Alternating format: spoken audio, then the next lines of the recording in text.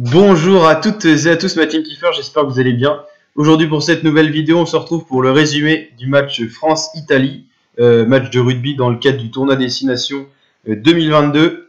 Alors la France qui était à domicile aujourd'hui, donc au Stade de France, qui jouait donc pour le dernier match de ce premier week-end, on va dire, du tournoi Destination. On a eu un début de match assez contrasté avec une équipe italienne qui a réussi à prendre l'ascendant sur les Français en marquant d'ailleurs le premier essai avec Menoncello à la 17e minute, essai qui a d'ailleurs été transformé par Gerbizzi. Ensuite, la France a un peu relevé en allant marquer un essai à la 26e avec Anthony Gelon, et essai qui n'aura pas été transformé. L'Italie a donc été en tête un moment, et finalement, à force de marquer des pénalités, la France a réussi à recoller au score et à mener de justesse, mais à mener à la mi-temps. Ensuite, on a très bien engagé la seconde période. Donc à la mi-temps, il faut savoir qu'il y avait à peu près 18-10 donc pour les Bleus.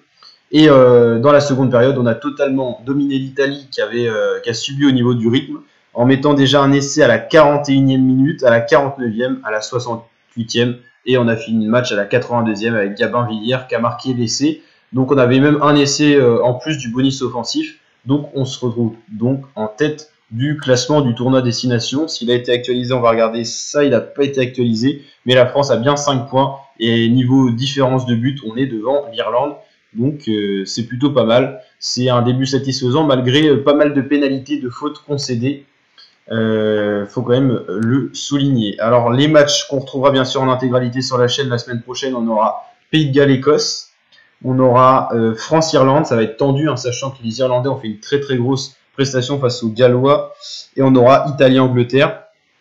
Écosse-Pays de Galles, ça va être sympa parce qu'on va voir si les Écossais, après leur victoire face aux Anglais, vont être capables d'aller chercher les Gallois. Si c'est le cas, les Gallois sortiraient un peu du tournoi, dans le sens où ils pourraient plus remporter le tournoi, quoi, avec 2 défaites.